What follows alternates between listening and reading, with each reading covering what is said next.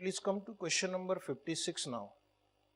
54 हो गया, 55 हो गया और एक 56 पहले आते हैं। कुछ डिस्कशन बाकी है इसके ऊपर, लेकिन करेंगे थोड़ी देर में। 56 क्या कहता है? क्वेश्चन 56 सामने रखना। C limited is a geared company. It enjoys a debt equity ratio of 1:3। Debt equity ratio मतलब ये लीवर्ड फर्म है। गियर्ड कंपनी यानी लीवर्ड फर्म। लीवर्ड फर्म यानी जिस फर्म में डेट भी होता है। इस फर्म का डेट इक्विटी रेशियो है 1:3, यानी 1 यूनिट डेट है तो 3 यूनिट इक्विटी है। या हम ऐसा कह सकते हैं 75% इक्विटी है और 25% डेट है। The beta of debt is 0.3।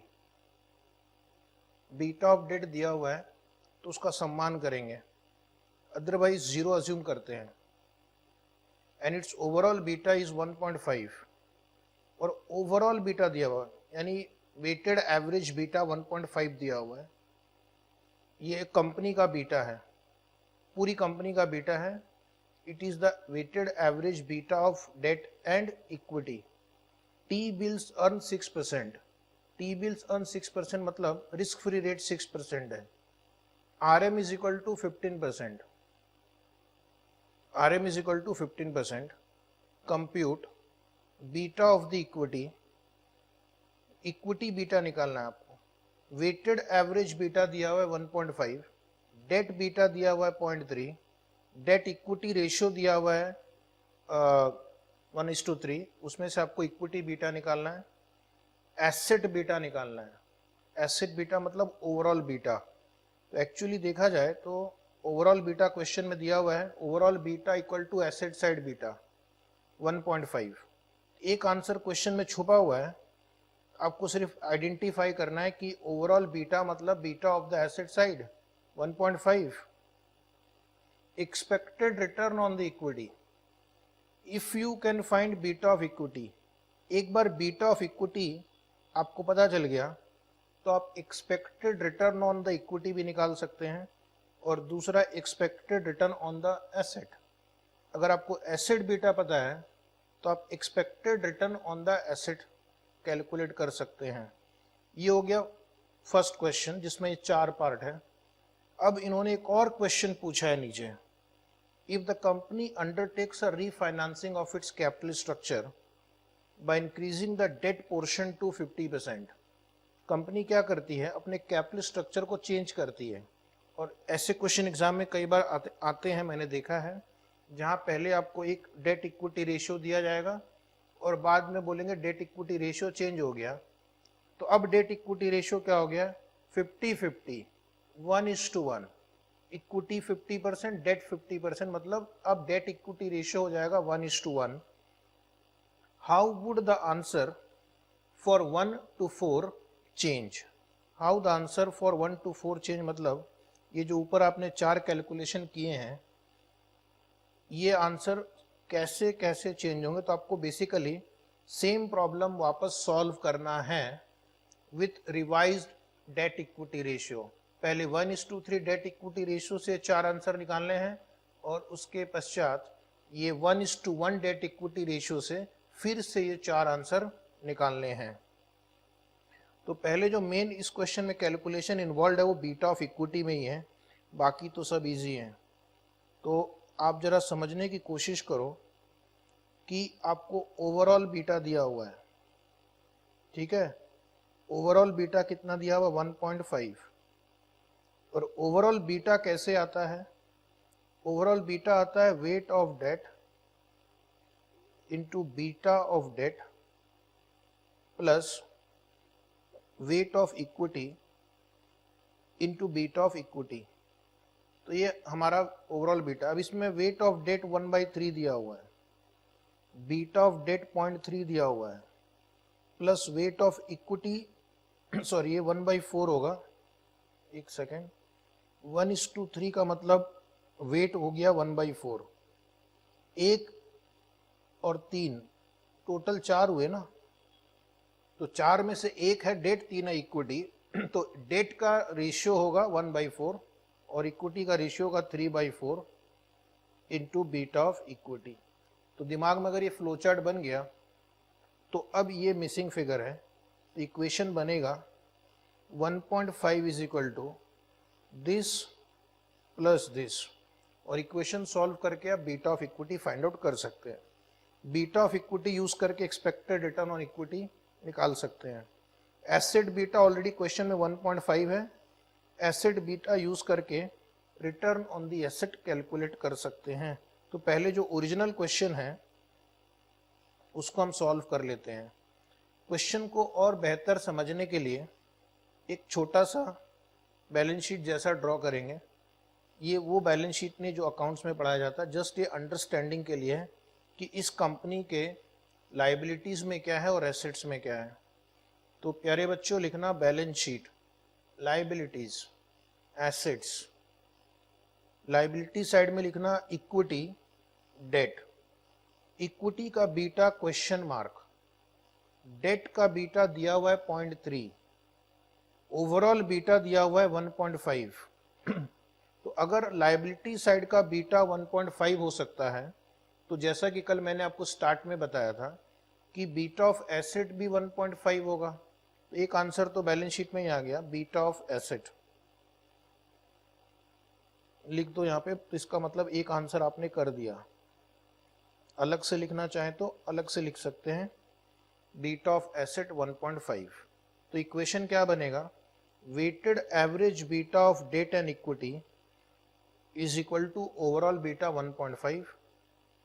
यहाँ तक हो गया हो तो नीचे एक इक्वेशन लिखना चाहेंगे, बीटा ऑफ इक्विटी, ऊपर देखते रहना बैलेंस शीट को, into weight of equity plus beta of debt into weight of debt is equal to overall beta. अब इस इक्वेशन में हम डेटा पुट करेंगे, beta of equity into weight of equity. Weight of equity क्या है, 3/4 यानी 75%, 0.75, plus beta of debt दिया हुआ है 0.3, weight of debt 0.25, 25%, 1/4, and this is equal to 1.5। अब आप क्या करना, इस इक्वेशन को सॉल्व करने की पूरी कोशिश करें और बीटा ऑफ इक्विटी बताने की पूरी कोशिश करें। 5 सेकेंड्स दिया जाएगा, उतने में हो जाता है। तो ये हमारा आंसर आ रहा है, beta of equity is 1.9, beta of equity 1.9। तो आपका एक आंसर हो गया। एक बार बीटा ऑफ इक्विटी हो गया, बीटा ऑफ एसेट 1.5 है, तो हम required return on equity and required return on asset या एक्सपेक्टेड रिटर्न ऑन एसेट भी कैलकुलेट कर सकते हैं। तो नीचे लिखना एक्सपेक्टेड रिटर्न ऑन इक्विटी, नीचे लिखना expected return on equity, K is equal to RF plus beta of equity into RM minus RF, 6 plus 1.9 into 15 minus 6 is equal to, check करना, 1.9 इंटू 15 माइनस 6 पहले कर लीजिए, प्लस 6 करना, तो answer आएगा 23.10%। ये हो गया return on equity. Next calculation लिखेंगे expected return on assets. Expected return on asset equal to RA is equal to RF plus beta of asset into RM minus RF, RF plus beta of asset into bracket RM minus RF, 6 plus 1.5 into bracket 15 minus 6। Solve करेंगे, ये answer आएगा 19.5%, 19.5%, यानी overall rate of return 19.5% है, equity का return 23.1% है। Equity का return assets के return से ज़्यादा क्यों है?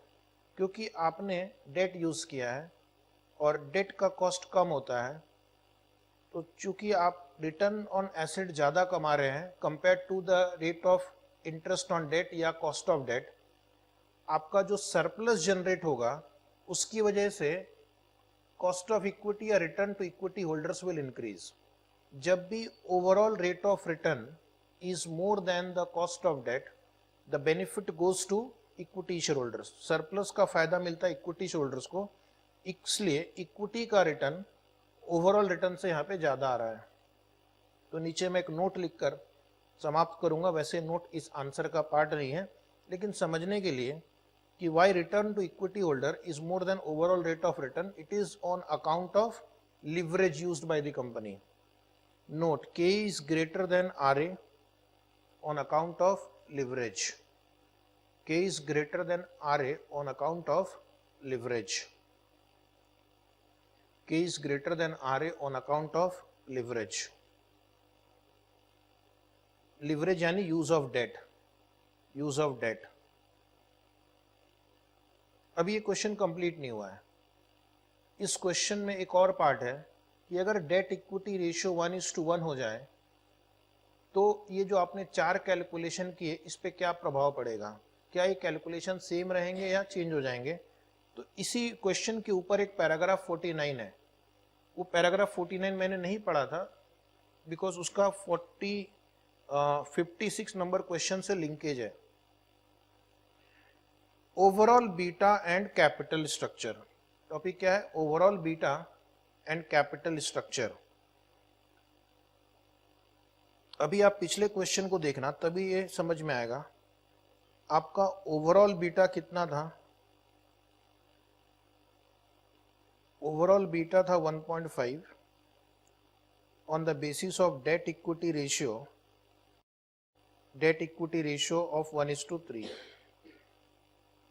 अब इन्होंने डेट इक्विटी रेशियो चेंज किया है 1:1। क्वेश्चन है कि क्या ओवरऑल बीटा चेंज होगा? क्या ओवरऑल बीटा चेंज होगा?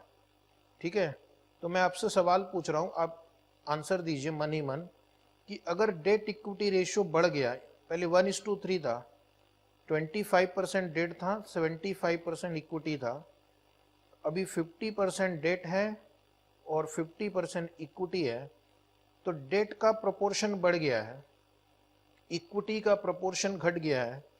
तो मैं आपसे पूछ रहा हूं क्या overall beta option A increase होगा, ऑप्शन 2 डिक्रीज होगा या ऑप्शन 3 नो चेंज?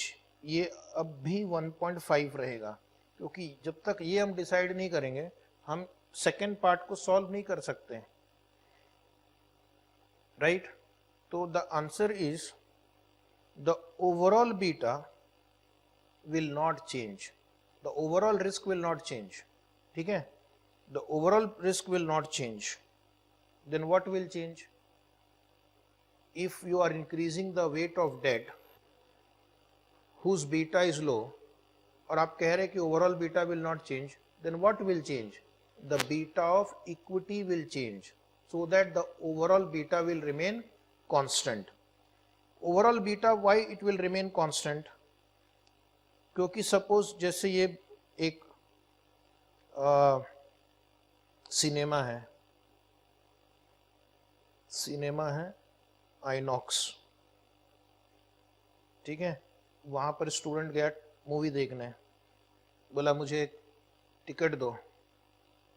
लेकिन पहले एक बात बताओ कि ये जो थिएटर है ये इक्विटी फाइनेंस्ड है या इक्विटी प्लस डेट फाइनेंस्ड है? अगर इक्विटी प्लस डेट फाइनेंस्ड है तो मुझे बताओ इसका डेट इक्विटी रेशियो क्या है, तब जाकर मैं टिकट खरीदूंगा। जैसे आप हंस रहे वैसे वो टिकट काउंटर वाला व्यक्ति भी हंस रहा होगा कि मेरे जीवन में ऐसा कोई व्यक्ति नहीं है। तुम पक्का सीईओ, ठीक है, तुम टिकट खरीदने के पहले ये पूछते हो कि ये लीवर्ड फर्म है कि अनलीवर्ड फर्म है, और अगर लीवर्ड फर्म है तो डेट इक्विटी रेशियो क्या होगा। डेट इक्विटी रेशियो जानने के बाद मैं थिएटर का टिकट खरीदूंगा। क्या ऐसा होता है? नहीं। You are not bothered whether it is a debt financed or equity financed or what is the debt equity ratio, आप टिकट खरीदते हैं। यानी कंपनी के डेट इक्विटी रेशियो से उसके बिजनेस पे कोई फर्क नहीं पड़ा। जिसको टिकट खरीदना है वो खरीदेगा, जिसको नहीं खरीदना है वो नहीं खरीदेगा। और डेट इक्विटी रेशियो से कंपनी का रिस्क पे फर्क नहीं पड़ा। देखा आपने? एक और एग्जांपल देखो, एक स्टूडेंट आया, बोला सर मुझे आपकी बैच में एडमिशन लेना है एसएफएम में। मैंने कहा मोस्ट वेलकम, लेकिन सर एक मिनट एक बात बताइए कि आप लीवर्ड फर्म है या अनलीवर्ड फर्म है, और अगर आप लीवर्ड फर्म है तो आपका डेट इक्विटी रेशियो क्या है, राइट?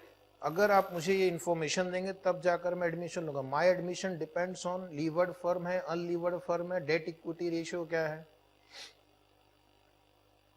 फिर वापस वही बात, it was a very unusual situation, ऐसा कोई करता नहीं है, ठीक है।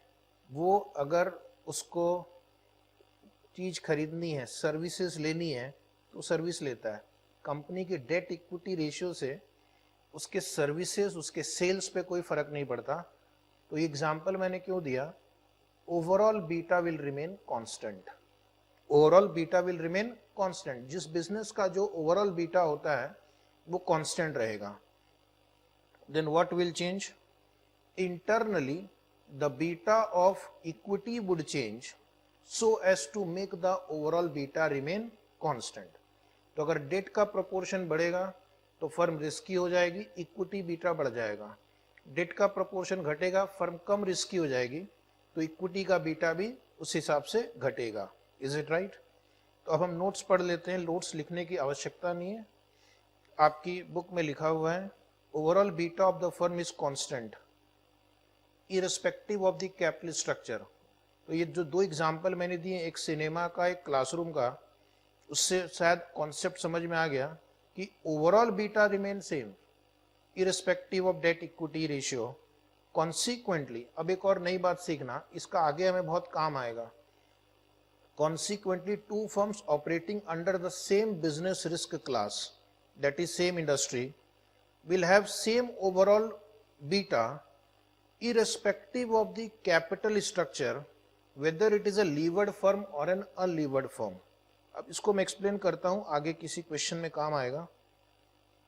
जैसे एक कंपनी है, मान लो आइनॉक्स, ये मूवी कंपनी है, और एक है पीवीआर, इनका भी लगभग सेम बिजनेस है। ये आपको थिएटर में मूवीज दिखाती हैं।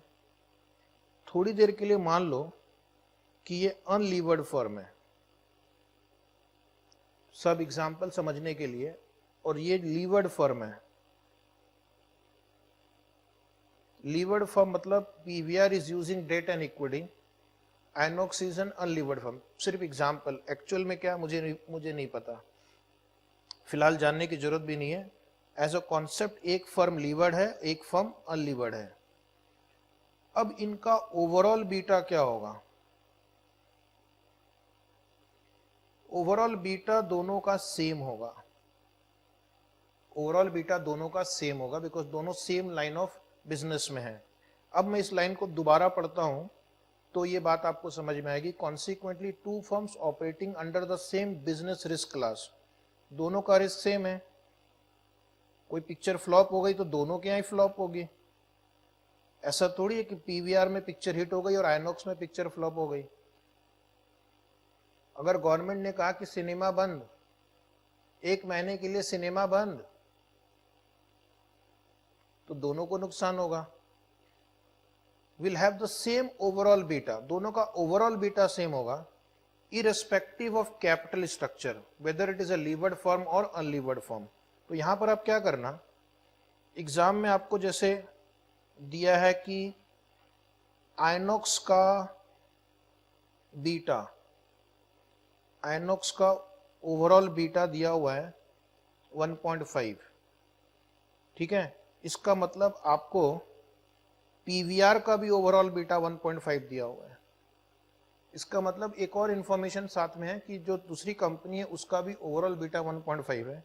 ये अनलीवर्ड फर्म है, तो इसका मतलब आपको एक और इंफॉर्मेशन दिया हुआ है कि इस फर्म का इक्विटी बीटा 1.5 है।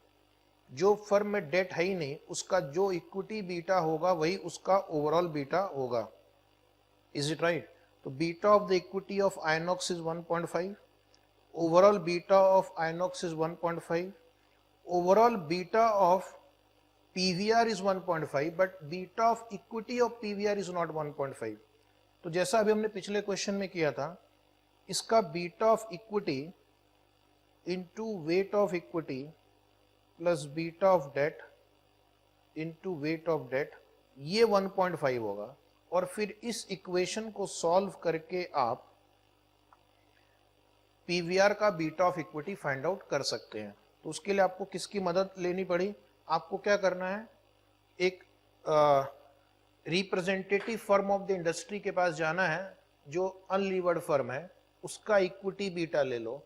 उसका इक्विटी बीटा या उसका ओवरऑल बीटा हमारी कंपनी का भी ओवरऑल बीटा होगा, और फिर एक इक्वेशन सॉल्व करके आप equity beta of levered firm निकाल सकते हैं। Is it right? क्वेश्चन में ऐसे भी दिया जा सकता है, firm A B C D E, okay, फिर इनका डेट इक्विटी रेशियो कुछ तो दिया रहेगा आपको, फिर इनका बीटा दिया हुआ है। एग्जाम्पल के लिए मैं लिख रहा हूं समथिंग लाइक दिस, ओके। तो इस फर्म का ओवरऑल बीटा क्या होगा? इस इंडस्ट्री का ओवरऑल बीटा होगा 1.8। आपको ढूंढना है ऐसी फर्म जो अनलीवर्ड हो, और उस अनलीवर्ड फर्म का जो बीटा होगा वो इंडस्ट्री का ओवरऑल बीटा होगा। ये एग्जांपल जस्ट एक ऐसी लिखा था कि कभी आपको अगर 4-5 फर्म के बीच में से अनलीवर्ड बीटा या ओवरऑल बीटा निकालने दिया जाए, तो उस फर्म को ढूंढना है जिसका डेट इक्विटी रेशियो 0 होगा, and that will be your overall beta of that industry, okay. तो अब जब नेक्स्ट लाइन पढ़ोगे तो समझ में आएगा, overall beta will therefore be the beta of the unlevered firm, that is it is beta of the equity of a pure equity capitalization company।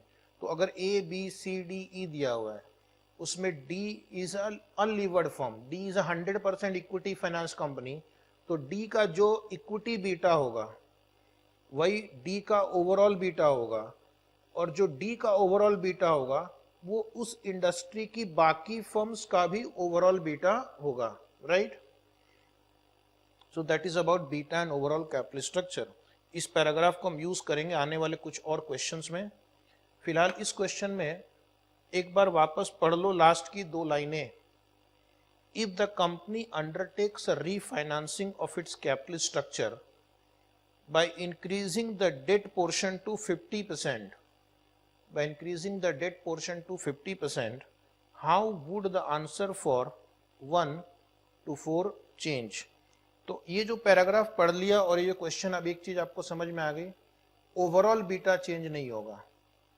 यानी जो ओवरऑल बीटा 1 पॉइंट कितना था 5, वो अब भी 1.5 ही रहेगा।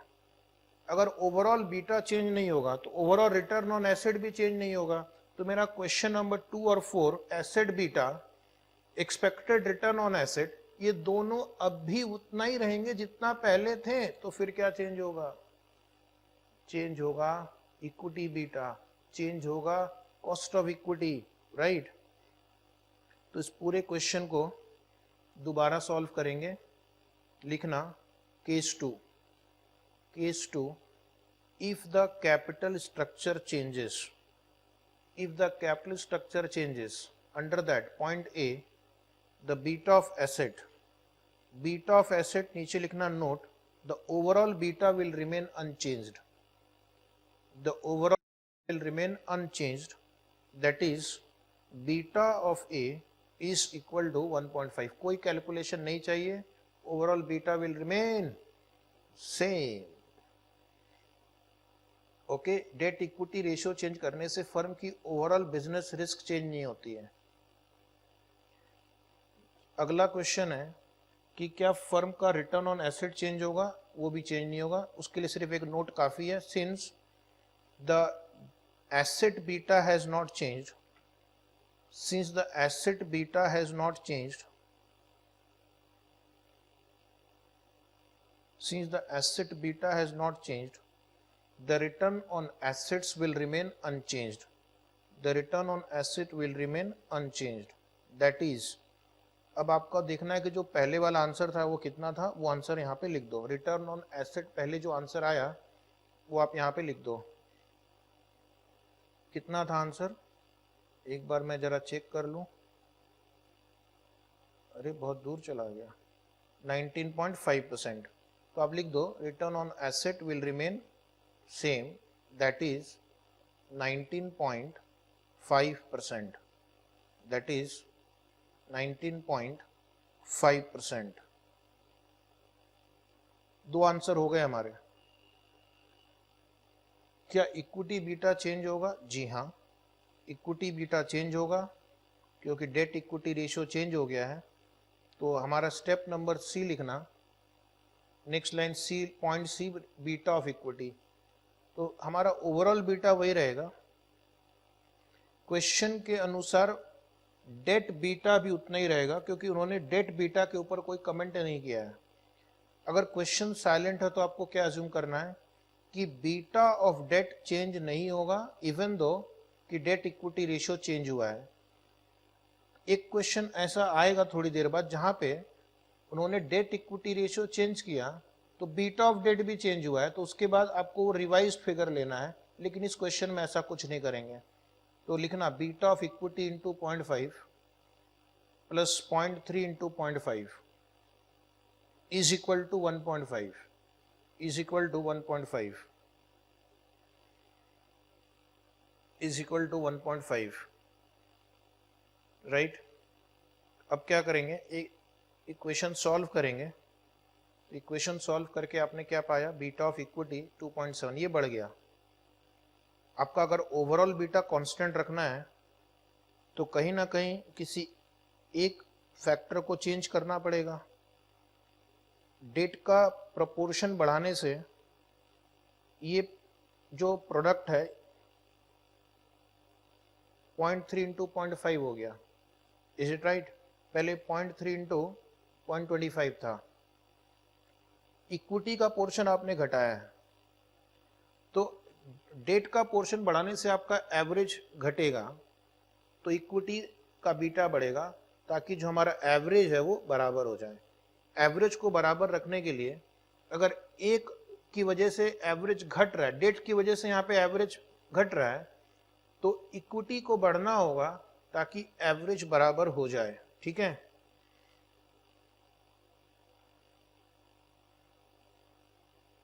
एक और एग्जांपल देता हूं जो मैं, सपोज ये आपका एक बास्केट है, इसमें आपने एप्पल रखा है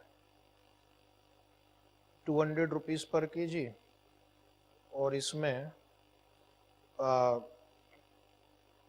मैंगो है 800 रुपीज पर केजी. थोड़ी देर के लिए ऐसा मान लो.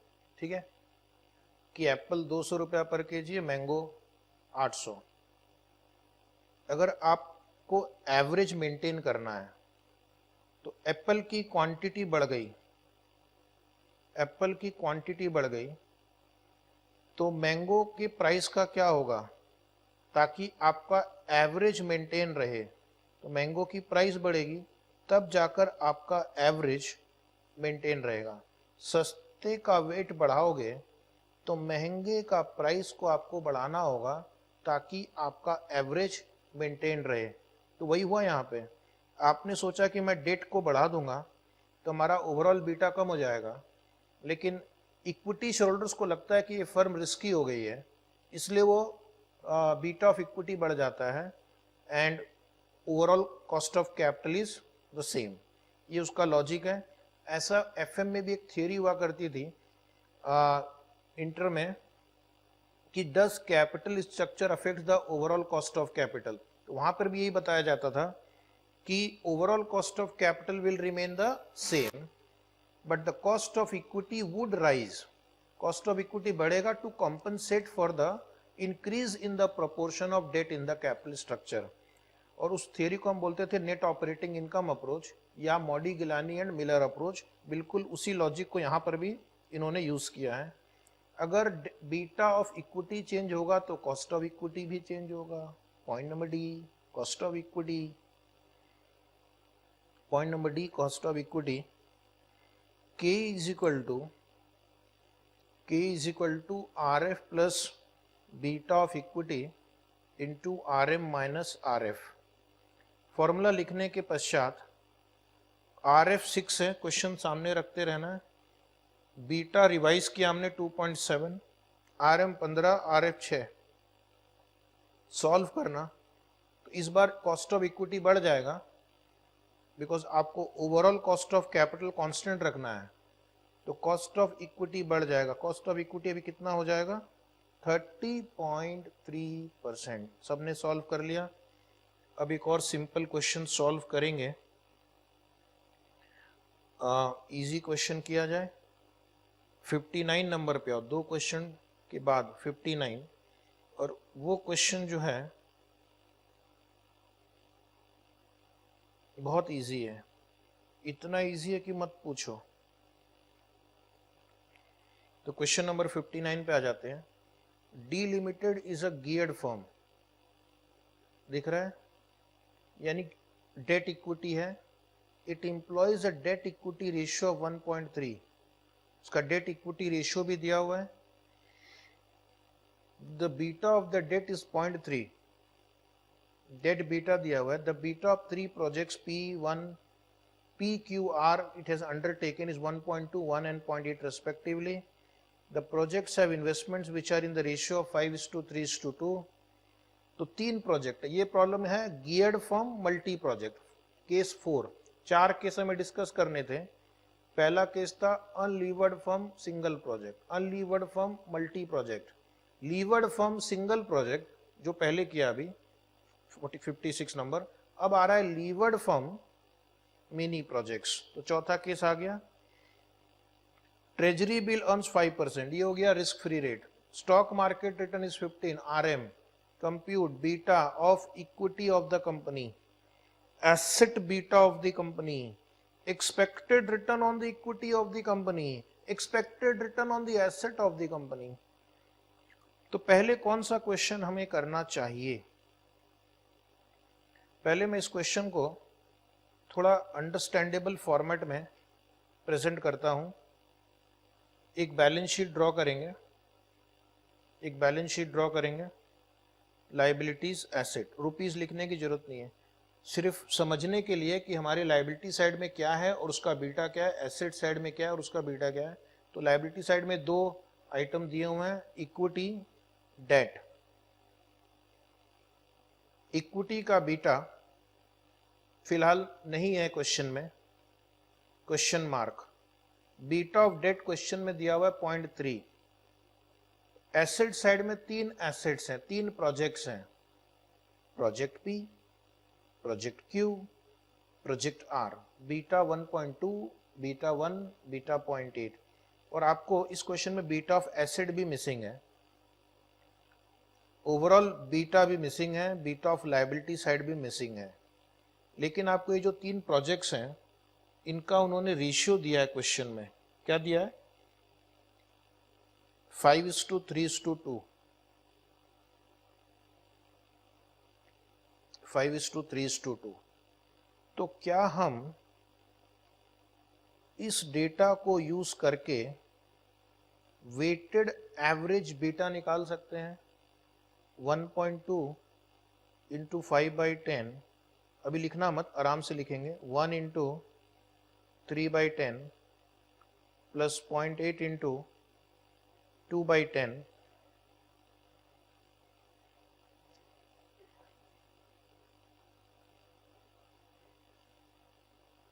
तो ये आपका हो जाएगा बीटा ऑफ द एसेट। पहले समझो कैसे हमें पहुंचना है अपनी मंजिल तक। तो यहां पर एक आंसर आ गया, वही आंसर लायबिलिटी साइड का भी होगा। फिर लायबिलिटी साइड में हमें इक्विटी और डेट का रेशियो दिया हुआ है 1:3, मतलब इक्विटी 3/4 है, डेट 1/4 है। इसका प्रोडक्ट यहां लिख देंगे, इसको यहां लिख देंगे, ये पता है। तो the balancing figure here will be the beta of equity. तो इस क्वेश्चन में और पिछले क्वेश्चन में क्या डिफरेंस है, यहां पर आपको पहले बीटा ऑफ एसेट निकालने के लिए एक स्टेप और आगे बढ़ना पड़ेगा। एक बार वो कैलकुलेशन हो गया, उसके बाद ये क्वेश्चन हो जाएगा पिछले क्वेश्चन की तरह। सही है? तो दिमाग में पहले एक फ्लोचार्ट बनाओ। पहले मुझे बीटा ऑफ एसेट निकालना है। Beta of asset will become overall beta. Overall beta से हम बीटा ऑफ इक्विटी निकाल सकते हैं एक इक्वेशन सॉल्व करके, राइट? तो बोलो क्या करेंगे। पहले लिखेंगे स्टेप वन। स्टेप वन होगा calculation of overall beta. Calculation of overall beta. Overall beta is equal to weighted average beta of assets. Overall beta is equal to weighted average beta of assets. That is BO is equal to BA. BO is equal to BA. Okay, तो पहले एक table draw कर लेते हैं। Project, beta, amount, weight, weight into beta. Project का नाम क्या दिया है, PQR। बीटा दिया हुआ है 1.2, 1.8।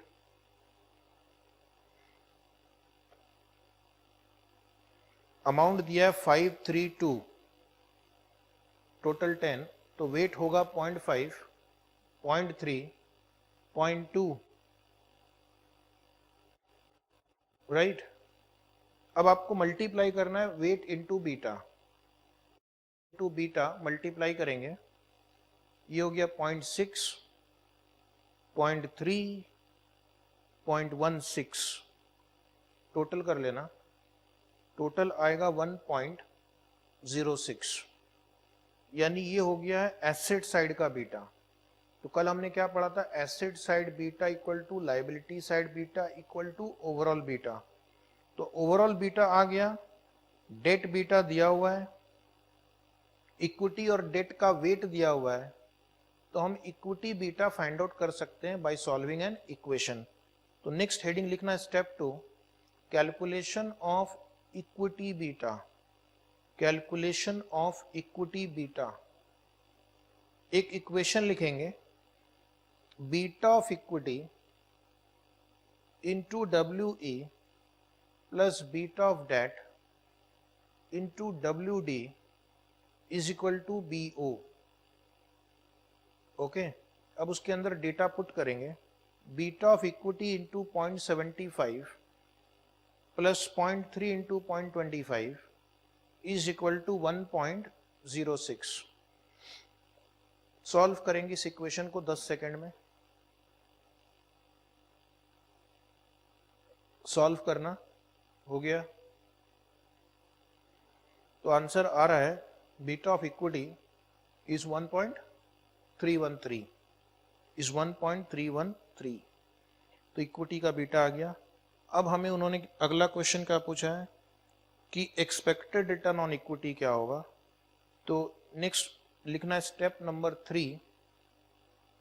बीटा ऑफ इक्विटी से हम एक्सपेक्टेड रिटर्न ऑफ इक्विटी निकाल सकते हैं, ये तो हम इस चैप्टर में कई बार कर चुके हैं। तो अभी लिखना expected return on equity, that is K is equal to RF plus beta of equity into RM minus RF। 5 plus 1.313 into 15 minus 10। Solve करना, सॉल्व करेंगे तो आंसर आएगा लगभग 18.13%। 18.13%। लास्ट क्वेश्चन क्या है? Return on asset, return on asset. तो अभी आप लिखना स्टेप 4 रिटर्न ऑन एसेट। इसके लिए हम beta of asset, overall beta लेंगे, ओवरऑल बीटा लेंगे। ओवरऑल बीटा कितना था? 1.06। तो लिखिए R A is equal to R F plus B A into R M minus R F, R F plus B A into R M minus R F, 5 plus 1.06 into 15 minus 5, solve करेंगे तो answer आएगा 15.6%।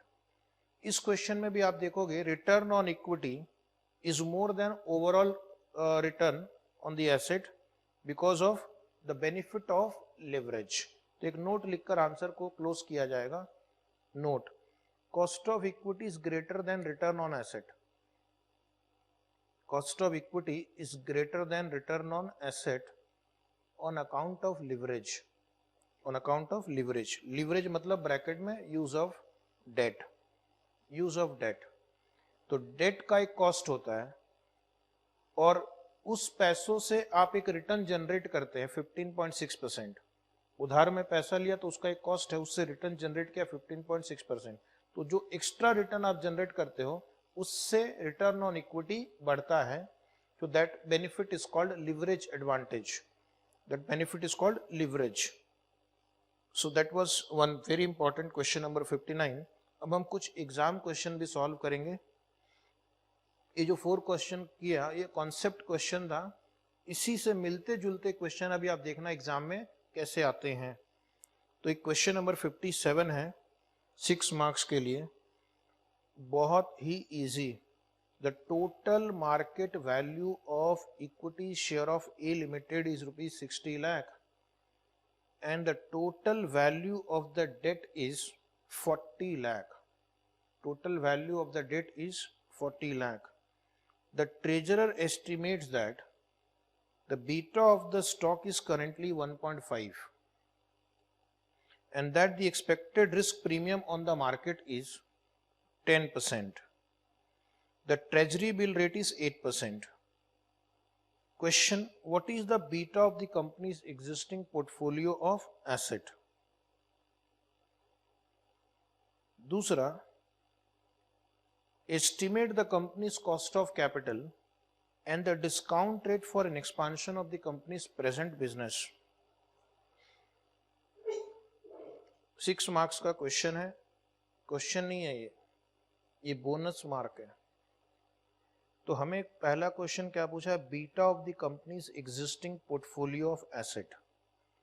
तो पहले एक visualise करो कि ये company की बैलेंस शीट है, यहाँ पर एसेट्स हैं, कितने एसेट हमें नहीं पता, तो एक ही समझ लो या जितने समझना है समझ लो, लेकिन हमें एसेट का बीटा निकालना है। तो हमारा क्वेश्चन है कि बीटा ऑफ एसेट साइड क्या होगा। तो आपको पता है beta of asset is equal to beta of liability side. Liability side में इक्विटी है और डेट है। इक्विटी का बीटा 1.5 दिया हुआ है, क्वेश्चन में डेट का बीटा नहीं दिया हुआ है। डेट का बीटा पिछले 2-3 क्वेश्चन में दिया था, 2 क्वेश्चन में, यहाँ नहीं दिया हुआ है। तो क्या करें, डेट का बीटा 0 अज्यूम करेंगे। वैल्यू ऑफ इक्विटी आपको 60 लाख दिया है, वैल्यू ऑफ डेट आपको 40 लाख दिया है, यानी डेट और इक्विटी मिला के 100 है। तो इसका मतलब इसका वेट 0.60 है, इसका वेट 0.40 है। ठीक है, तो अब आपको एसेट बीटा निकालना है, तो क्या करेंगे, weighted average beta of the liability side निकाल लेंगे, that is also equal to the beta of the asset side. तो ये तो एकदम ऐसा बच्चों वाला क्वेश्चन है कि बस आपको 1.5 इंटू 0.6 मल्टीप्लाई करना था सिर्फ, और वो जो भी आंसर आएगा वो आपका फर्स्ट आंसर हो गया। 1.5 इंटू 0.6 0.9, खेल खत्म, 3 मार्क जेब में। उसके बाद क्या पूछ रहा है, what is the companies cost of capital. तो एक बार पूरी कंपनी का आपको ओवरऑल बीटा मिल गया, तो ओवरऑल बीटा से आप कॉस्ट ऑफ कैपिटल भी निकाल सकते हैं। KO is equal to RF plus overall beta into R M minus R F. ये जो पहला आंसर आएगा ये कंपनी का ओवरऑल बीटा भी है। ओवरऑल बीटा से ओवरऑल कॉस्ट ऑफ कैपिटल निकाल सकते हैं। जो आपका ओवरऑल कॉस्ट ऑफ कैपिटल होगा वही आपका डिस्काउंट रेट होगा for expansion of companies present business. क्यों? Because discount rate is the cost of capital. Discount rate कौन सा हम यूज करते हैं? Cost of capital. जो कॉस्ट हमें उस प्रोजेक्ट को स्टार्ट करने के लिए लगता है, कम से कम मेरा रेट ऑफ रिटर्न उतना होना चाहिए। तो यानी कि ये दोनों क्वेश्चन एक्चुअली एक ही हैं। अगर आपसे कॉस्ट ऑफ कैपिटल पूछ रहा है मतलब वही डिस्काउंट रेट आप यूज करेंगे to calculate the NPV of the expansion of the company's present business, right. यानी कि क्वेश्चन है इतना सिंपल कैलकुलेशन वाइज कि 2 से 3 लाइन में आपका आंसर हो सकता है, लेकिन उसको समझना बहुत आवश्यक है। तो हम क्या करेंगे, लिखेंगे नोटबुक में अच्छे से कि पहला लिखना वैल्यू ऑफ इक्विटी। पहले लिखना वैल्यू ऑफ इक्विटी ब्रैकेट में E is equal to 60 lakh. फिर लिखना value of debt, value of debt bracket में D is equal to 40 lakh. फिर लिखना beta of equity, beta of equity bracket BE 1.5। और इस क्वेश्चन में उन्होंने दिया है कि expected risk premium on the market is 10%। Expected risk premium on the market is 10% का मतलब R M minus R F 10। यानी कि ये जो 10% है इसमें आर एफ माइनस होकर आया है और एक आर एफ दिया हुआ है। आर एफ कितना दिया हुआ है? Risk free rate 8%, treasury bill का रेट दिया हुआ है। तो क्या हम एसेट साइड का बीटा निकाल सकते हैं? एसेट साइड का बीटा होगा ओवरऑल बीटा। ओवरऑल बीटा होगा weighted average beta of the liability side, क्योंकि लायबिलिटी साइड का आपको डिटेल्स दिया हुआ है। इक्विटी कितनी है, डेट कितना, इक्विटी का बीटा कितना है। क्वेश्चन में डेट बीटा नहीं है, तो डेट बीटा अगर नहीं हो तो 0 अज्यूम करना है। अजम्पशन आप या तो अभी लिख सकते हैं या एंड में लिख सकते हैं। लिखो beta of portfolio of asset equal to beta of debt into debt upon debt plus equity. Debt upon debt plus equity का मतलब है weight of debt, weight of debt, okay, weight of debt. And beta of equity into equity upon debt plus equity, यानी ये हो गया wait of equity, right. अभी आप खुद समझदार है, 60 लाख और 40 लाख यानी 1 करोड़। तो 1 करोड़ में 60 लाख इक्विटी, यानी इक्विटी का वेट 60% हुआ और डेट का वेट 40% हुआ। Beta of debt is 0। Debt का प्रोपोर्शन है टोटल कैपिटल स्ट्रक्चर में 40%, 0.4, या आप यहाँ पे 40/100 लिख सकते हैं, 40/100 भी लिख सकते हैं, 0.4 भी लिख सकते हैं। बीटा ऑफ इक्विटी 1.5 है, इक्विटी का प्रोपोर्शन 60/100 है, 0.6, सॉल्व करेंगे 0.9। इतनी कम मेहनत में 3 मार्क, और क्या चाहिए। अब ये जो है ये हमारा ओवरऑल कॉस्ट ऑफ कैपिटल भी हो गया। Beta of asset is equal to beta of liability equal to overall beta. Overall beta से हम कॉस्ट ऑफ कैपिटल निकाल सकते हैं। तो डियर स्टूडेंट, अब लिखना step 2, expected return is equal to cost of capital is equal to R F plus BO into bracket RM minus RF, और यहां ब्रैकेट में लिखना note BO is equal to BA, 8 plus BO equal to BA 0.9, RM minus RF 10, solve करना 17%। तो आपका जो question था estimate the company's overall cost of capital, ये आपका ओवरऑल कॉस्ट ऑफ कैपिटल आ गया and the discount rate for expansion of the company's business. जब भी आप कोई प्रोजेक्ट स्टार्ट करते हैं तो हमारा मिनिमम टारगेट रिटर्न कितना होता है, equal to our cost of capital. इसलिए यही आंसर वापस लिखना है, the discount rate for the company's business is, the discount rate for the company's business is equal to 17%. The discount rate for the company's business is equal to 17%. हमारा answer complete हो गया है. सिर्फ एक note लिखेंगे नीचे, in the absence of information about, in the absence of information about the beta of the debt, in the absence of information about the beta of the debt, comma, it is assumed to be 0. Beta of debt is assume to be 0. इतना भी लिख सकते हैं, beta of debt is assume to be 0, क्योंकि question silent. इसके पहले के दो क्वेश्चन में 0.2 या 0.3 दिया हुआ था.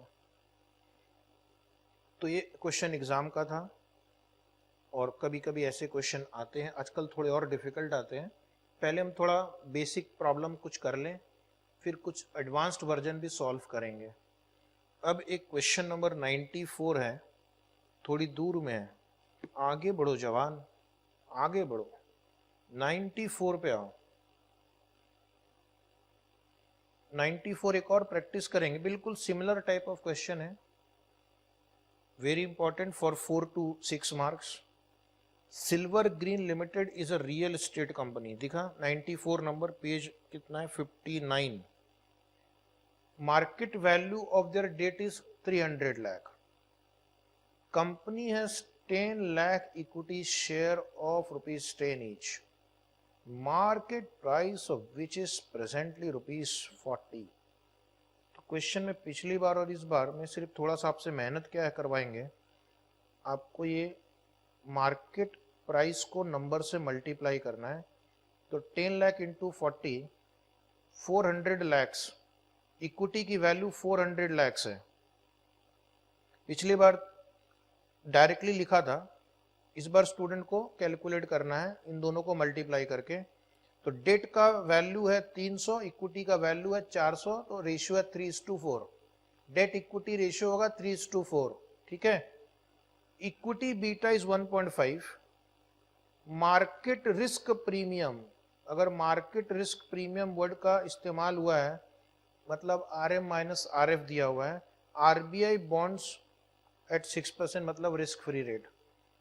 तो आपको इक्विटी बीटा दिया हुआ है. Required return on equity share, required return on equity share, तो ये बीटा यूज करके RF RM minus RF use करके हो जाएगा. तो पहला आंसर तो इतने में से हो जाएगा.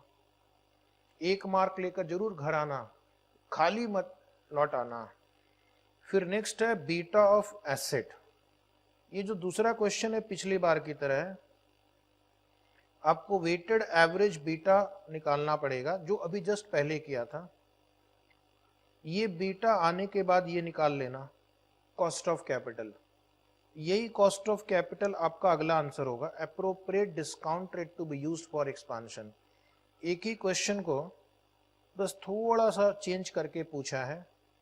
इस क्वेश्चन में नया क्या, एक ये क्वेश्चन और दूसरा डायरेक्टली इक्विटी की वैल्यू देने की जगह उन्होंने प्राइस और क्वांटिटी दे दी है. इतना तो हमारा फाइनल का योद्धा कर सकता है कि नहीं, बोलो ना. हाँ, पहला क्वेश्चन क्या था, पहला क्वेश्चन था compute the required return on equity share. लिखो answer 1, calculation of required return on equity share as per CAPM. next line as per CAPM, presentation important है, ध्यान रखना. required return on equity equal to RF plus beta into RM minus RF. तीनों figure available है question में, RF beta RM. 6 plus ये कितना दिया हुआ है 1.4. RM माइनस RF डायरेक्टली आपको 6 दिया हुआ है, market risk premium is 6%। Solve करना पहले इन दोनों को और उसमें 6 ऐड कर देना, तो आपको प्राप्ति हुई 14.4% की, 1 मार्क आपके खाते में। अगला क्वेश्चन क्या था, बीटा ऑफ द एसेट। क्या इस क्वेश्चन में भी बीटा ऑफ डेट कहीं दिया हुआ है? नहीं। तो हमें क्या करना पड़ेगा, बीटा ऑफ डेट को 0 मानना पड़ेगा। लिखना आंसर 2, आंसर 2, आंसर 2 के नीचे लिखना market value of equity, market value of equity 10 lakh into 40 equal to 400 lakhs। Market value of debt is equal to 300 lakhs। Market value of debt 300 lakhs। Debt equity mix is equal to 3:4। Debt 300 है, equity 400 है, debt equity mix 3:4। वो हमारे weights लिखते वक्त काम आएगा। Beta of portfolio of asset equal to B D into D upon D plus E plus B E into E upon D plus E, right. Equation हो गया। अब इस इक्वेशन में आपको बीटा ऑफ डेट तो नहीं दिया हुआ है, 0 अज्यूम करेंगे। ये हो गया 3/7, 3/4 नहीं, 3 हिस्सा डेट है, 4 हिस्सा इक्विटी है, तो डेट का प्रोपोर्शन टोटल में कितना होगा, 3/7, 3/7 प्लस 1.4 इंटू 4/7, ठीक है। तो इसको सॉल्व किया हमने, ये तो पोर्शन पूरा 0 हो गया है। ये 1.4 इंटू 4/7 करूंगा तो 0.8 आ जाएगा। तो ये आपका सेकेंड आंसर हो गया। उसके बाद थर्ड आंसर क्या था, what is the discount rate, लिखना स्टेप नंबर। और answer 3, answer 3 cost of capital is equal to RF plus BO into bracket RM minus RF। और यहां पे लिखना नोट इसके सामने, BO is equal to BA, BO equal to BA। अगर ऐसे ही रहता CA इक्वल टू BA तो कितना अच्छा होता, BCom equal to CA। Anyway थोड़ा पुअर जोक था, कोई बात नहीं। 6 प्लस 0.8 इंटू 6, 6 प्लस 0.8 इंटू 6 कितना हुआ, ये ऑलरेडी रिस्क प्रीमियम है, इसमें से और 6 मत घटाना, 10.8%, 10.8%। एक क्वेश्चन और है, वैसे उसका आंसर भी यही है लेकिन आपको लिखना पड़ेगा। अगला question, appropriate discount rate to be use for expansion.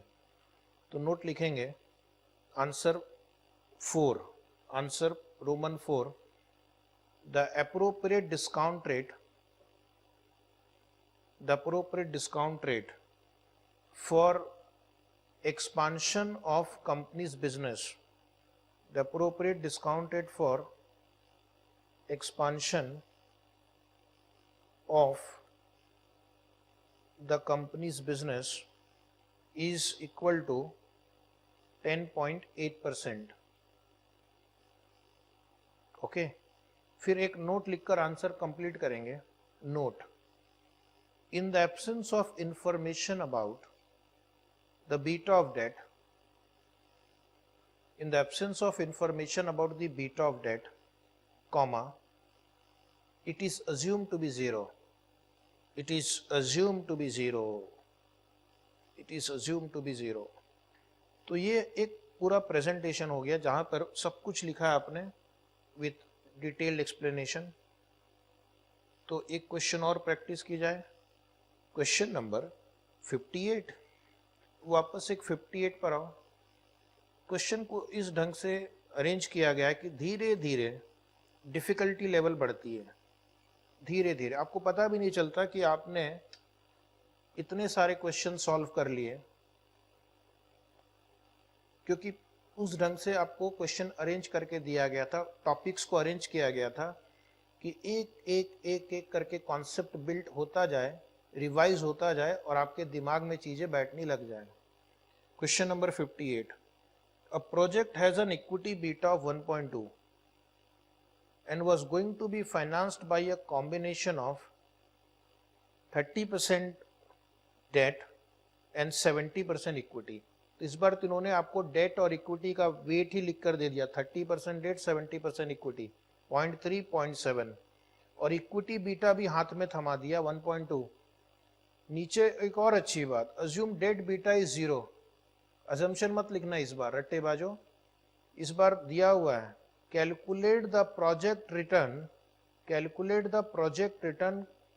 taking RF is equal to 10 and return on market portfolio at 18। इसके पहले के दो क्वेश्चन में market risk premium word use हुआ था, इस बार return on market portfolio word use हुआ है, RM सिर्फ दिया हुआ है, और ये क्वेश्चन एक्चुअल एग्जाम का क्वेश्चन है, 4 मार्क्स, ओके 4 मार्क्स का क्वेश्चन है। तो बोलो पहले क्या करना होगा, पहले आपको प्रोजेक्ट बीटा निकालना होगा, ओवरऑल बीटा निकालना होगा, और उस ओवरऑल बीटा को यूज करके आप प्रोजेक्ट रिटर्न निकाल सकते हैं। तो दो स्टेप इन्वॉल्व है इस क्वेश्चन में, पहले तो हमें पूरी इस कंपनी का ओवरऑल बीटा निकालना है और उसके पश्चात आपको प्रोजेक्ट रिटर्न निकालना है। तो क्या लिखेंगे, पहले बेसिक इंफॉर्मेशन, ऊपर लिखो बेसिक इंफॉर्मेशन,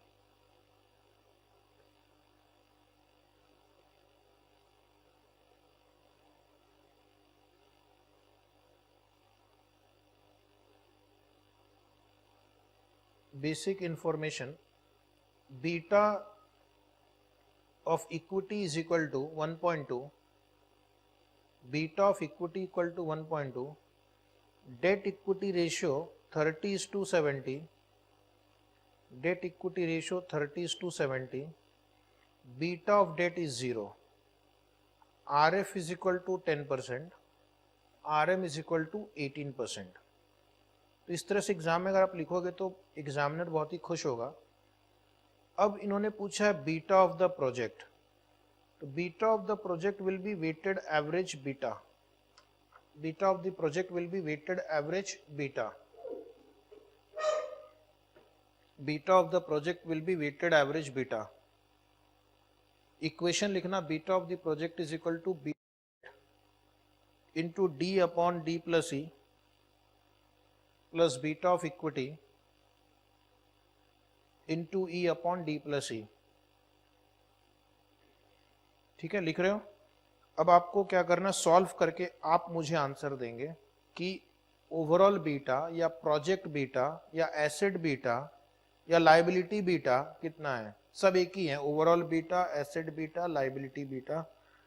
तो स्टूडेंट का जवाब है 0 इंटू 0.3, ऑलरेडी यहाँ पे वेट आपको 30% दिया हुआ ही है, तो d अपॉन डी प्लस ई मतलब डेट का टोटल में हिस्सा 30% है, बीटा ऑफ इक्विटी 1.2 है, इक्विटी का प्रोपोर्शन 0.7 है, टोटल करेंगे आंसर 0.84।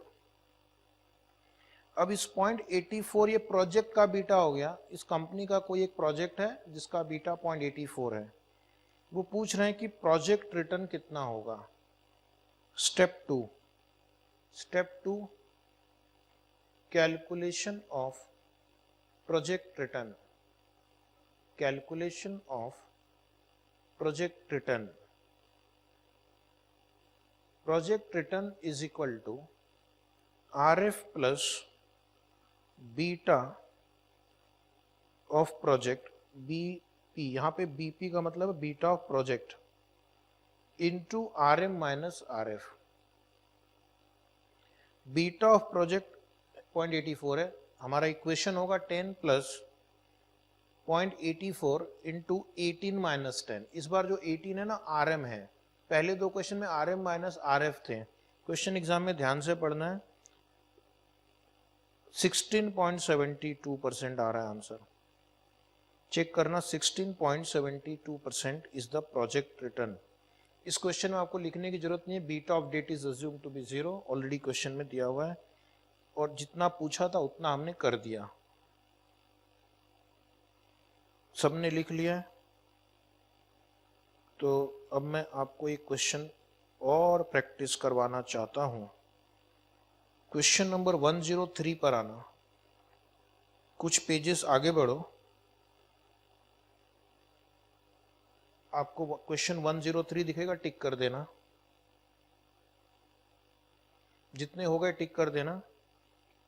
और आज क्या करना, एक बार सारे क्वेश्चन प्रैक्टिस करना, सारे, ठीक है, जितने हो गए अब तक। कल फॉर्मूला पूछा जाएगा, एक एक को पकड़ पकड़ के। क्वेश्चन नंबर 103 क्या कहता है? A project had an equity beta of 0.80। एक प्रोजेक्ट का इक्विटी बीटा 0.80 है and was going to be financed by a combination of 30% debt and 70% equity. Same question, लेकिन इस क्वेश्चन में नया क्या है? The debt beta is 0.20। पिछले बार डेट बीटा सेम प्रॉब्लम में 0 था, अभी 0.20 दे दिया है। Calculate the project beta. तो project beta will be weighted average beta. Question को थोड़ा गलत ड्राफ्ट किया गया है, उन्होंने लिखा assume R F equal to 12% and R M 18%। ये नीचे वाले क्वेश्चन में आना चाहिए था कि assuming R F equal to 12 and R M equal to 18 compute the required return on the project. कोई बात नहीं, क्वेश्चन तो हमें समझ में आ गया, बिल्कुल पिछले प्रॉब्लम की तरह है, सिर्फ इस बार बोलो बीटा 0.2 दिया हुआ है। तो कोई बात नहीं, बीटा को 0.2 लिख के सॉल्व करेंगे। स्टेप 1 डायरेक्टली लिख रहा हूं मैं, बेसिक इंफॉर्मेशन आप एग्जाम में लिख देना। Overall beta BO is equal to, overall beta equal to BE into WE plus BD into WD.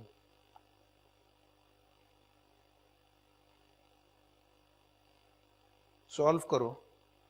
इस बार बीटा ऑफ डेट 0 नहीं है, 0.2 है। बीटा ऑफ इक्विटी देखो 0.8 है। इक्विटी का वेट हमारे कैपिटल स्ट्रक्चर में 70% है, 0.70। बीटा ऑफ डेट 0.2 और वेट ऑफ डेट 0.3। तो इसको सॉल्व किया तो आंसर आ रहा है 0.62। 0.62, क्या ये आंसर सही है? चेक कर लो अपने से, 0.62। अब इस 0.62 को यूज करके आपको प्रोजेक्ट रिटर्न निकालना है। ओके, एक नोट लिख देना, project beta is overall beta is equal to 0.62। तो आगे आपको इजी रहेगा। Project beta is equal to overall beta is 0.62। तो हमारा नेक्स्ट स्टेप 2 लिखेंगे, project return. Project return is equal to R F plus beta of project, BP लिखो, into R M minus R F. Presentation बहुत ही अच्छा होना चाहिए, full marks चाहिए। तो अब लिखना है 12 plus beta of project 0.62 R M minus R F 18 minus 12। Solve करेंगे, 2 सेकंड दिया जाएगा आंसर बताने के लिए। तो कितना आ रहा है करो, 15.72%। 15.72% इज द प्रोजेक्ट रिटर्न। हो गया। एक और क्वेश्चन किया जाए, question number 104। Very very important लिखना है इसको।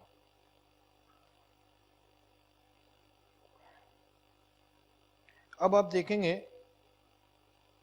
कि इंस्टीट्यूट एक एडवांस क्वेश्चन भी पूछती है इसी टॉपिक पे, और जिसका वेटेज अगर आप यहाँ पे देख रहे हैं तो 12 मार्क्स है।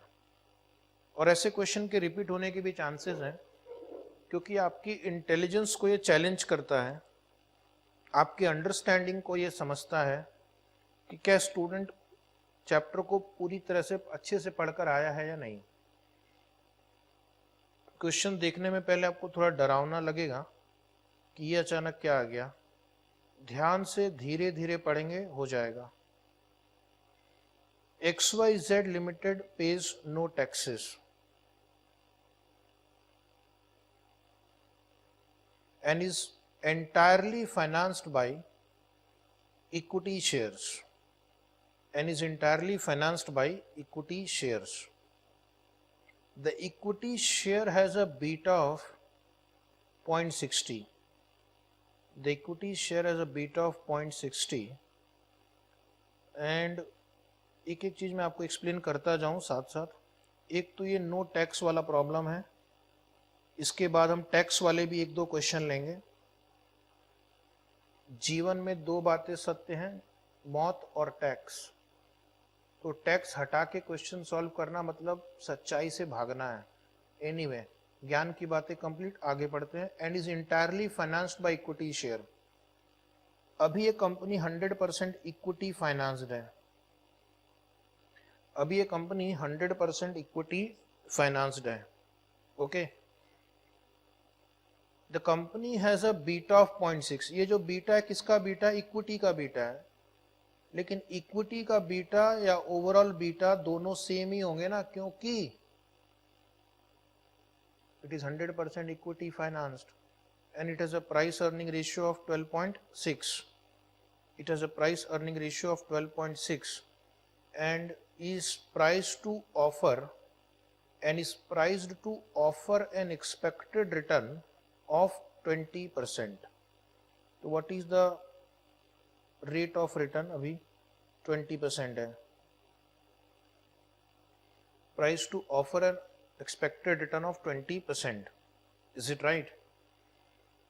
XYZ Limited now decides to buy back half of the equity shares by borrowing an equal amount. अब वो कैपिटल स्ट्रक्चर चेंज कर रहे हैं. इस क्वेश्चन में ओरिजिनल कैपिटल स्ट्रक्चर में सिर्फ इक्विटी था, इक्विटी 100% था. Now they have decided to buy back half of the equity share by borrowing an equal amount. तो आधा इक्विटी वो हटाएंगे, उसके बदले डेट लाएंगे. एक बार वापस एक्सप्लेन कर दिया जाए कि पहले डेट इक्विटी रेशियो पहले 0 था क्योंकि 100% इक्विटी था. बायबैक के बाद डेट इक्विटी रेशियो 1:1 हो जाएगा. ये है बिफोर बायबैक, ये है after buyback. Before buyback debt equity ratio 0 है, आफ्टर बायबैक डेट इक्विटी 1:1 हो जाएगा. If the debt yields a risk free return of 10%, और डेट का कॉस्ट कितना है? 10% है. रिस्क फ्री रिटर्न भी 10% है. Calculate the beta of the equity share after the buyback. Calculate the beta of the equity share after the buyback. अब ये काफी इंटरेस्टिंग क्वेश्चन है, मैं आपको मौका दूंगा सॉल्व करने का. Calculate the beta of equity share after the buyback. पहले ये firm only equity finance company थी, इसका बीटा 0.6 था. इसका ओवरऑल बीटा भी 0.6 था.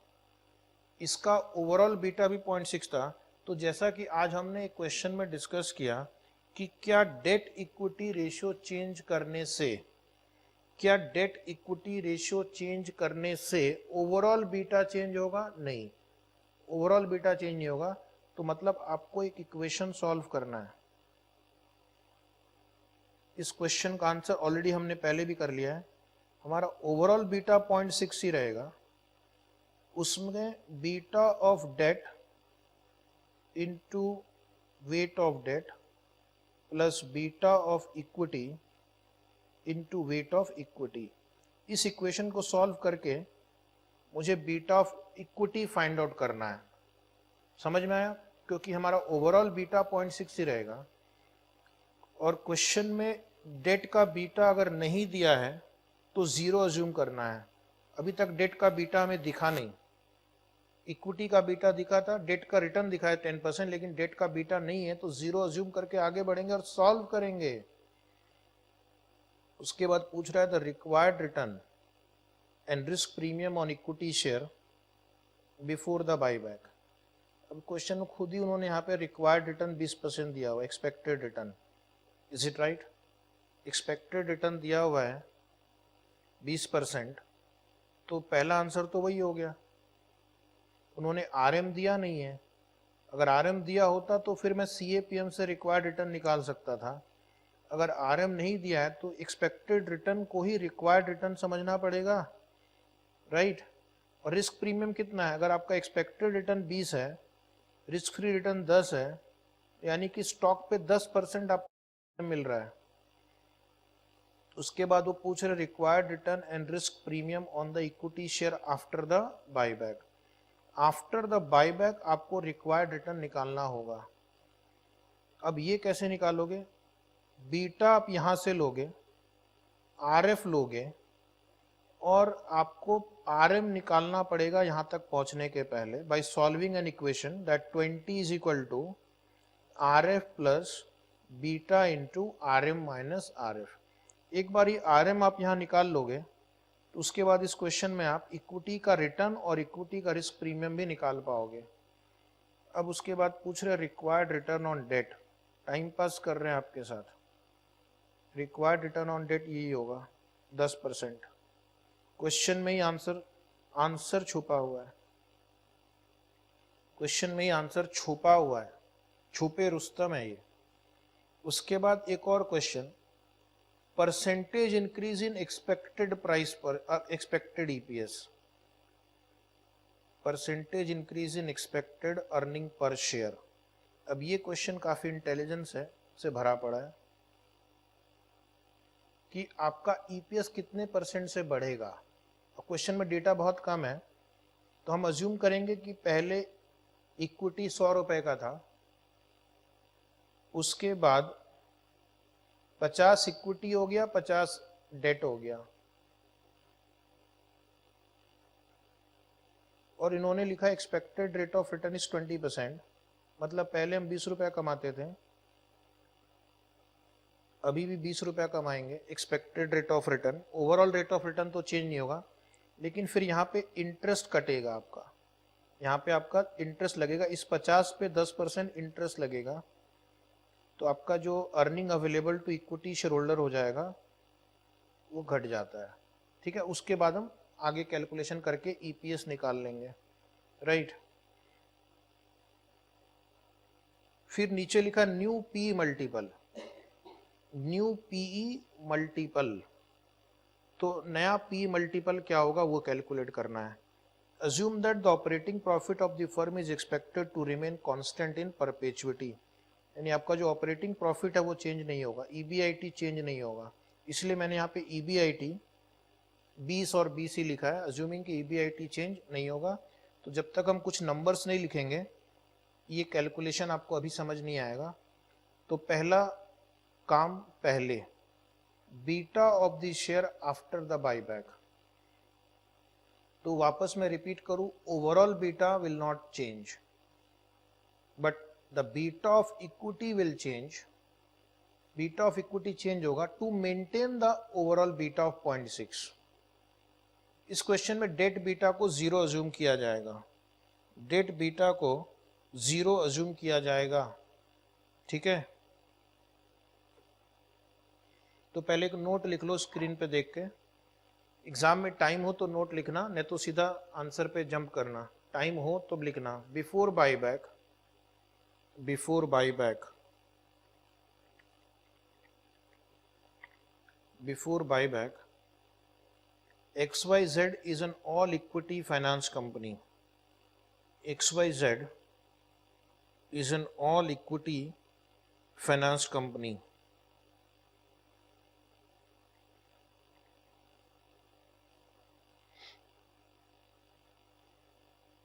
and the equity beta is 0.6, and the equity beta is 0.6,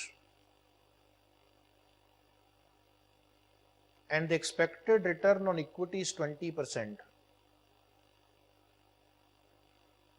and the expected return on equity is 20%. Thus the firm's asset beta is 0.6, thus the firm's asset beta is 0.6, and the firm's cost of capital, एक ही cost of equity जो है वही cost of capital भी होगा, एक ही source अगर हो तो उसका रिटर्न, उसका कॉस्ट, पूरी फर्म का रिटर्न, पूरी फर्म का कॉस्ट होगा. And the firms cost of capital is 20%. Overall firm value will not change. Overall firm value will not change after the buyback. Overall firm value will not change after the buyback, and that the debt is risk free, and that the debt is risk free, and that the debt is risk free. Bracket में लिखो debt beta is equal to 0. Debt beta is equal to 0. तो आगे काम आएगा ये हमारा. मतलब अभी कंपनी का ओवरऑल बीटा 0.6 है, कॉस्ट ऑफ कैपिटल 20% है और डेट बीटा 0 है. तो बायबैक के बाद हमारा ओवरऑल बीटा तो 0.6 ही रहेगा, लेकिन इक्विटी बीटा चेंज होगा क्योंकि अब हमारे कैपिटल स्ट्रक्चर में डेट भी आ गया है और इक्विटी और डेट का वेट अब इक्वल है 0.5. आधा इक्विटी घटाकर उतने अमाउंट का आपने डेट ले आया. तो अभी मेरा इक्वेशन बनेगा BO equal to B into WE plus BD into WD. 0.6 equal to BE into 0.5 ये प्लस, इसकी जरूरत नहीं है, BE into 0.5 plus 0.5 into 0. Actually आपको 0 यहाँ लिखना चाहिए, 0.5 यहाँ लिखना चाहिए. 0 इंटू 0.5 तो मैच होगा. तो ये पोर्शन तो पूरा 0 हो गया. अब आपके इक्वेशन में 0.6 इक्वल टू BE इंटू 0.5 बचा. मतलब BE will be equal to 0.6 divide by 0.5. 0.6 divide by 0.5 करो तो आंसर आएगा 1.2. तो पहला आंसर आपका हो गया. 1 मार्क या 2 मार्क के आप हकदार हुए. एंजॉय. नेक्स्ट लिखना स्टेप 2. अगला क्वेश्चन क्या है? What is the risk premium on equity share before buyback. Risk premium का मतलब होता है कि आप रिस्क फ्री रिटर्न की तुलना में कितना अधिक रिटर्न कमा रहे हैं. तो बिफोर बायबैक इक्विटी का रिटर्न 20% था, रिस्क फ्री रिटर्न 10% था. तो इसका मतलब है कि इक्विटी शेयर पे 10% रिस्क प्रीमियम था. राइट, नोट लिखेंगे. Step 2, risk premium on equity before buyback. Risk premium on equity before buyback, तो नीचे लिखना before financing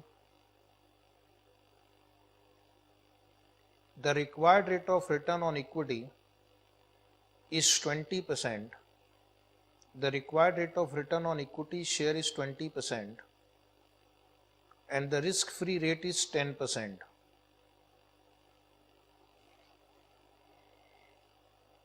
And the risk free rate is 10%.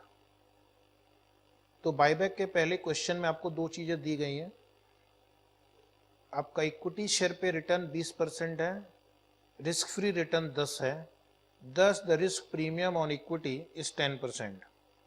Thus the risk premium on equity is 10%. जो question पूछा गया उसका answer आपको समझ में आया.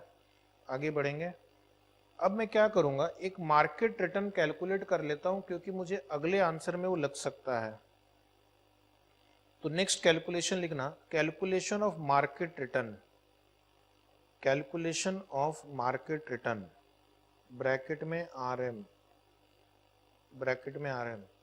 फिर लिखना एज पर CAPM, एज पर CAPM RA is equal to RF plus beta into RM minus RF.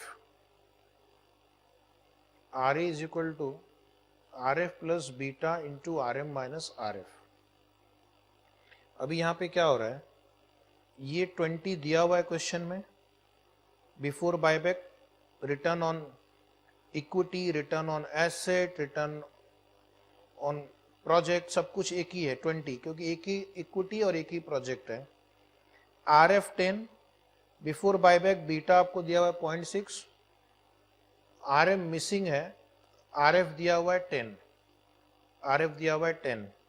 तो प्यारे बच्चों इसको सॉल्व करना, ये 10 को पहले लेफ्ट साइड में ले आओ, 20 से माइनस कर दो, 20 minus 10 is equal to 0.6 R M, और ये हो गया 0.6 इंटू माइनस 10 माइनस 6।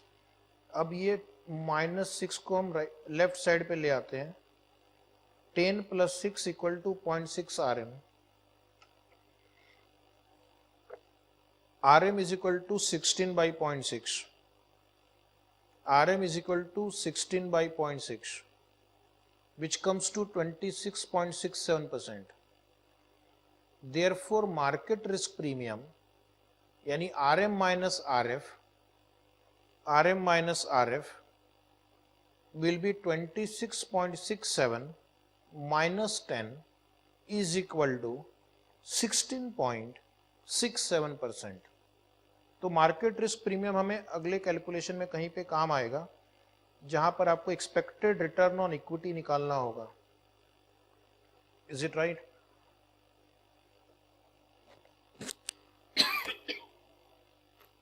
तो चलिए प्यारे बच्चों आगे बढ़ते हैं। क्वेश्चन का अगला भाग क्या है? अगला भाग है क्वेश्चन का कि what is the required return and risk premium on equity share after the buyback. Okay तो नीचे लिखेंगे अगला step, risk premium, required return and risk premium, required return and risk premium on equity share after the buyback, required return and risk premium on equity share after the buyback, required return and risk premium on equity share after the buyback. Screen पे गलती से before दिख रहा है, after होगा, तो नीचे लिखेंगे overall return and overall beta, overall return and overall beta will remain 20%, will remain 20%। Correct है? डेट इक्विटी रेशियो चेंज होने से आपका ओवरऑल बीटा नहीं चेंज होगा, प्लस आपका risk free overall return change नहीं होगा, ओवरऑल बीटा चेंज नहीं होगा। We will calculate return on equity using the equation, we will calculate return on equity using the equation। Overall return जो है BC रहेगा। अब आपके पास डेट आ गया है, इक्विटी है, तो दोनों का वेट 0.5 है, तो हम रिटर्न ऑन इक्विटी निकाल सकते हैं।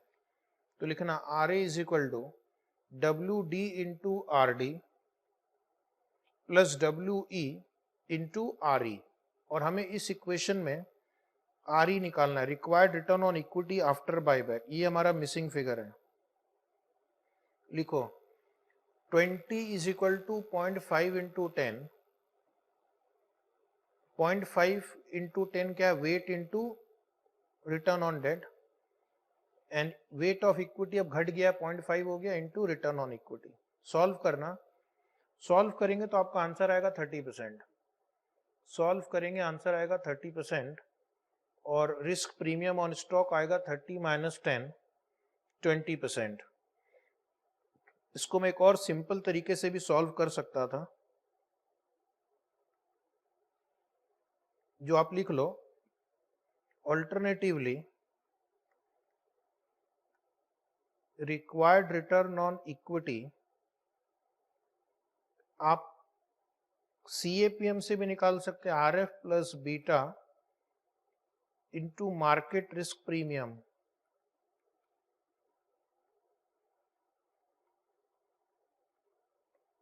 चेक करना 10, बीटा अभी आपका 1.2 हो गया है, और मार्केट रिस्क प्रीमियम 16.67 है। मार्केट रिस्क प्रीमियम 16.67 है। तो इसको अगर मैं सॉल्व करता हूं तो हमारा आंसर यहां पे भी 30% आएगा।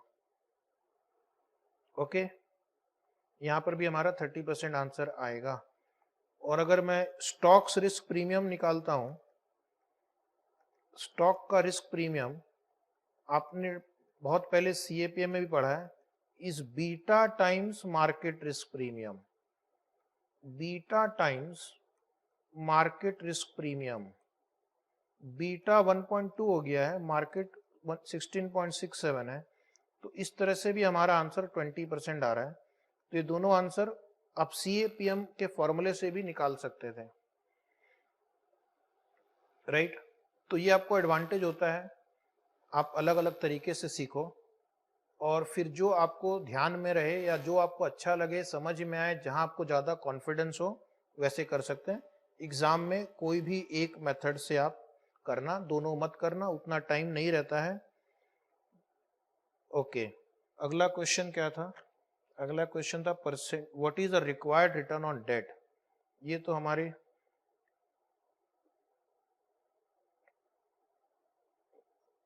रिवाइज्ड इक्विटी बीटा तो हमने निकाल लिया, शायद नहीं निकाला है तो लिख लो, रिवाइज्ड इक्विटी बीटा शायद निकाल लिया था।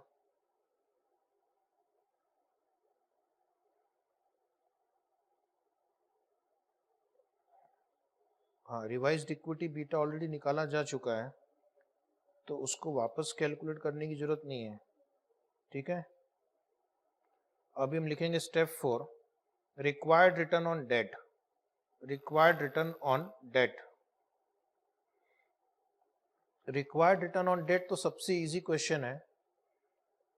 The required return on debt is 10%, that is risk free rate, that is risk free rate. बस इतना ही काफी है, क्वेश्चन में आंसर छुपा हुआ है। The required return on debt is 10%। अब इस क्वेश्चन का जो सबसे इंपॉर्टेंट एरिया है, नया क्वेश्चन है, इसके पहले ये किसी भी प्रॉब्लम में नहीं आया। What is the percentage increase in expected earning per share.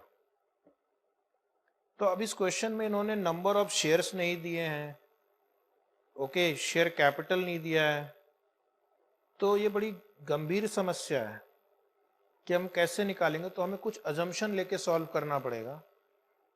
Assumption लेंगे कि कंपनी में अभी 100 इक्विटी शेयर है 1 रुपए वाले, यानी 100 रुपए इक्विटी शेयर कैपिटल है, और बाद में हम 100 रुपए हटा के 100 में से 50 इक्विटी निकाल के 50 डेट ऐड करेंगे, ठीक है।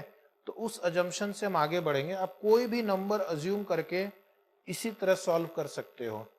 हमने 100 ही क्यों अज्यूम किया, इसके पीछे सिंप्लिसिटी है और कोई रीजन नहीं है, ओके। तो आइए आगे बढ़ते हैं। स्टेप 5 लिखेंगे परसेंटेज इंक्रीज इन EPS। परसेंटेज इंक्रीज इन EPS, right hand side 2 columns, before buy back, after buy back. Question में क्वेश्चन पूछ रहा है कि आपके डिसीजन से आपके EPS पे कितने परसेंटेज का इंपैक्ट पड़ेगा।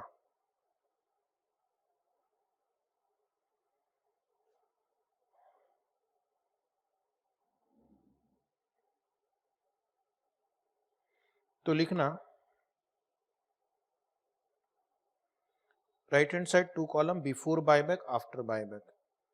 हम अज्यूम करेंगे, ये अजम्पशन है क्योंकि क्वेश्चन में मुझे नहीं लगता कहीं पे इन्होंने अभी एट प्रेजेंट कितनी इक्विटी है बैलेंस शीट में दिया हुआ है।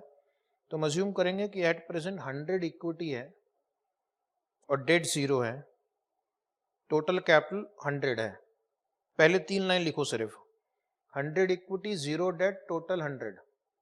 आफ्टर बायबैक इक्विटी 50 से कम करेंगे, डेट 50 से इंक्रीज करेंगे, तो टोटल हो गया हमारा 100। इसके बाद अभी आपका रेट ऑफ रिटर्न कितना है, 20% है, और रेट ऑफ रिटर्न जो EBIT पे, जो EBIT के बेसिस पे जो हम रिटर्न निकालते हैं वो 20% ही रहेगा, ये चेंज नहीं होगा। आपने डेट इक्विटी रेशियो चेंज किया, इससे EBIT कैसे चेंज होगा? EBIT तो सेल्स माइनस ऑपरेटिंग कॉस्ट होता है, उसमें इंटरेस्ट का इफेक्ट अभी आया ही नहीं, तो जो EBIT अभी है वही EBIT आगे भी होगा। तो लिखना EBIT एट 20%, क्योंकि आपका रेट ऑफ रिटर्न 20% है। 2020 इंटरेस्ट अभी 0 है, यहाँ पे 5 होगा। 5 कैसे आया? डेट 50 है, डेट पे इंटरेस्ट रेट 10% है, तो 50 इंटू 10%, 50 इंटू 10%,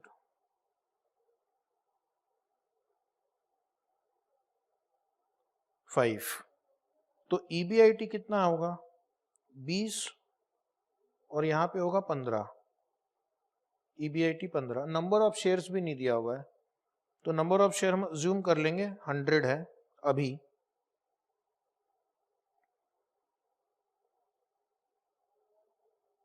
तो बाद में आधा हो जाएगा 50। नंबर ऑफ शेयर अज्यूम करेंगे, अभी 100 है, बाद में आधा हो जाएगा 50। 100 का आधा, क्योंकि आधा आपने बायबैक कर लिया। तो हमारा EPS कितना होगा? 20 divide by 100.2। 20 divide by 100.2। Question में टैक्स नहीं है तो इग्नोर करो। 15 divide by 50, 15 divide by 50 is 0.3। तो आपका जो क्वेश्चन था, what is the percentage increase in EPS, 0.2 से बढ़कर 0.3 हो गया है। तो हमारा जो चेंज हुआ वो 0.3 माइनस 0.2 डिवाइड बाई 0.2 इंटू 100। तो आंसर आएगा आपका 50%। आंसर आएगा 50%। Is it right? तो ये आंसर बहुत इजी था। सिर्फ आपको दो अजम्पशन करने हैं कि अभी प्रेजेंट इक्विटी 100 है और अभी नंबर ऑफ इक्विटी शेयर्स 100 है। बायबैक के बाद ये दोनों आधा आधा हो जाएगा। उतना अगर आपने कर लिया तो बाकी फिर कैलकुलेशन इजी है। Percentage increase in EPS will be 50%। अब इस क्वेश्चन में एक और पूछा है, what is the new PE multiple? What is the new PE multiple? तो P रेशियो का फॉर्मूला क्या होता है? P रेशियो का फॉर्मूला होता है price upon earning, right? 1/P ratio क्या होगा? रेसिप्रोकल लेंगे तो it will become EPS upon price. EPS upon price, और EPS upon price is also the formula of cost of equity और रिटर्न ऑन इक्विटी, क्योंकि इस क्वेश्चन में दोनों सेम ही है, कॉस्ट ऑफ इक्विटी और रिटर्न ऑन इक्विटी।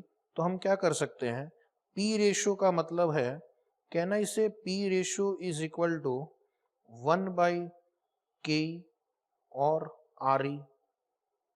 तो वही मैंने यहाँ पे लिखा है कि P ratio can be treated as reciprocal of return on equity और कॉस्ट ऑफ इक्विटी।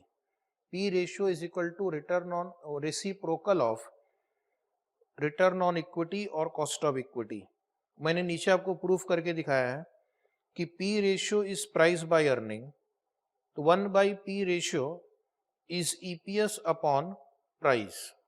ओके, तो आप ऐसा कह सकते हैं कि price earning ratio is a reciprocal of cost of equity और रिटर्न ऑन इक्विटी। इस क्वेश्चन में cost of equity return on equity same है। रिटर्न ऑन इक्विटी 30% आपने निकाला था, देख लो जरा CAPM के फॉर्मूले से 2 पैराग्राफ ऊपर जाके। तो रिटर्न ऑन इक्विटी का रेसिप्रोकल लेंगे 1/30, ओके, इंटू 100। ये 30% है तो 1/0.30 कर दो, आंसर 0.33 टाइम्स आएगा। ओके, जो एग्जिस्टिंग P रेशियो दिया गया था क्वेश्चन में वो किसी काम का नहीं है, वो किसी काम का नहीं है। Existing P ratio is not required to solve the problem. वैसे हम कॉम्प्लिकेट करना चाहे तो बहुत सारे डिस्कशन हो सकते हैं, but not required, is not relevant to solve the problem.